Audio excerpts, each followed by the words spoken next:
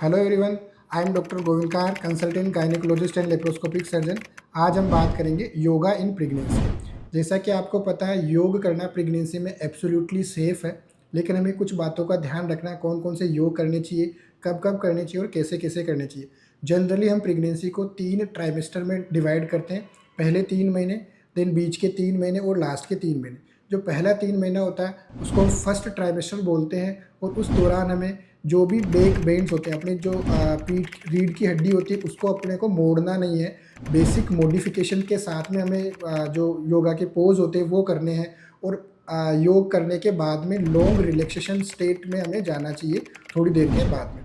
First trimester में पहला योग जो होता है, जो पहला आसन होता है वो कौन सा होता है? ट्री पोज या वृक्ष आसन बोलते हैं। और दूसरा जो होता है पाम ट्री पोज या ताड़ आसन। ये दोनों ही बैलेंसिंग पोज होते हैं, और ये इम्प्रूव करते हैं कंसंट्रेशन को, और साथ में जो लेग मसल्स और जो पीठ की मांसपेशियां होती हैं उनको भी ये स्ट्रेच करते हैं और उनमें स्ट्रेंथनिंग लाते हैं, जो डिलीवरी में हेल्पफुल होती है। थर्ड नंबर का जो आसन होता है उसे हम वारियर 1 या वारियर पोज बोलते हैं, वीरभद्र आसन। इसमें जो बैक पेन रहता है पेशेंट के बहुत ज़्यादा, बैक एक को बहुत अच्छे से ये रिलीव कर देता है। नेक्स्ट जो आसन होता है उसे हम बोलते हैं एक्सटेंडेड ट्रायंगल पोज, यानी कि उत्थित त्रिकोण आसन। ये पेल्विक फ्लोर मसल्स जो होती है उसकी स्ट्रेंथनिंग के लिए इंपॉर्टेंट होता है। नेक्स्ट आसन जो हम करते हैं उसको बोलते हैं एक्सटेंडेड साइड एंगल पोज, यानी कि उत्थित पार्श्वकोण आसन। ये हमारे स्पाइन की फ्लेक्सिबिलिटी को इम्प्रूव करता है। सेकेंड ट्राइमेस्टर में जो आसन होते हैं उनमें पहला आसन होता है वज्र आसन, थंडरबोल्ट पोज जिसे हम बोलते हैं। केवल और केवल ये ही एक ऐसा पोज है जो खाना खाने के बाद में किया जाता है। बाकी सारे के सारे जो आसन होते हैं उनको हमें भूखे पेट किया जाना चाहिए। वज्र आसन एसिडिटी की प्रॉब्लम को बहुत अच्छे से डिक्रीज़ करता है। जिसको भी एसिडिटी होती है उसको वज्र आसन में बैठना चाहिए, क्योंकि पेल्विक ऑर्गन की जो ब्लड सप्लाई होता है ये बढ़ा देता है। नेक्स्ट जो पोज होता है उसे ग्रेसियस पोज या भद्र आसन बोलते हैं। नेक्स्ट जो होता है उसे मार्जरी आसन या केट स्ट्रेच पोज बोलते हैं, जिसे हम केट काउ पोज भी बोलते हैं। ये एसेंशियल होता है बीयरिंग डाउन एफर्ट्स के लिए, यानी कि जब आपकी डिलीवरी हो रही होती है तो उस वक्त आपको जोर लगाना होता है बच्चे को निकालने के लिए, तो उसमें आपको ये ताकत देता है। नेक्स्ट जो पोज होता है सेकंड ट्राइमेस्टर में हम पाम ट्री पोज हम कर सकते हैं।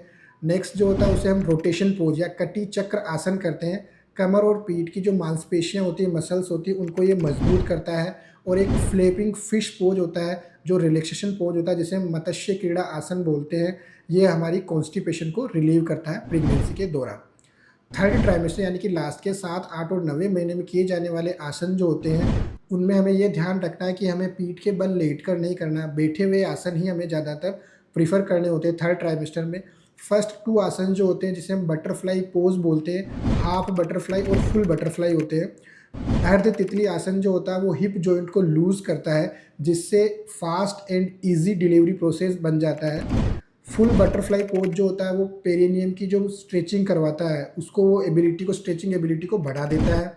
नेक्स्ट जिसको हम बोलते हैं कोबलर पोज, बद्ध कोण आसन। बद्ध कोण आसन में आपको आगे झुकना नहीं है, अपनी पीठ को मोड़ना नहीं है, बस आपको अपने हिप जॉइंट होता है उसको लूज करना होता है और अपने पाँवों को किताब की तरफ खोलना होता है। नेक्स्ट जो आसन होता है उसे हम चक्की चला आसन बोलते हैं, चर्निंग मील पोज बोलते हैं। जो पेल्विस की मसल्स होती है उनकी टोन को वो बढ़ा देती है और डिलीवरी में हेल्प करती है।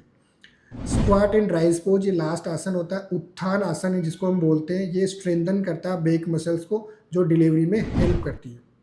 ये सारे आसन हो गए प्रेगनेंसी के दौरान करने वाले। हमें एक बहुत प्रेगनेंसी के दौरान ये ध्यान जरूर रखना है कि कौन कौन से आसन होते हैं जिन्हें प्रेगनेंसी के दौरान नहीं किया जाना चाहिए। ऐसे सभी आसन जिनमें स्पाइन यानी कि रीढ़ की हड्डी मुड़ती है उसे आप नहीं करना चाहिए। रीढ़ की हड्डी मुड़ने से आपका यूट्रस और बेबी के ऊपर प्रेशर जाता है, उसे हमें नहीं करना चाहिए। जैसे पहला होता है नौकासन, दूसरा होता है चक्रासन, तीसरा भुजंग आसन, हल आसन, अर्ध मत्स्यंद्रासन, विपरीत सलभ आसन और कुंभका। ये सारे के सारे पोज होते हैं जिनको प्रेगनेंसी के दौरान नहीं किए जाना चाहिए। Thank you so much.